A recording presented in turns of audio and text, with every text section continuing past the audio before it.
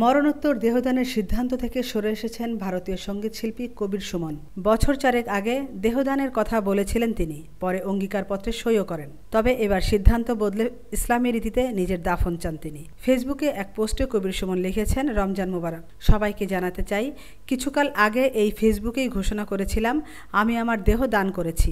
কোনো ধর্মীয় শেষকৃত্য আমি চাই না। অনেক ভেবে আমি সেই সিদ্ধান্ত পাল্টালাম। দেহদানের ইচ্ছা প্রত্যাহার করছি আমি।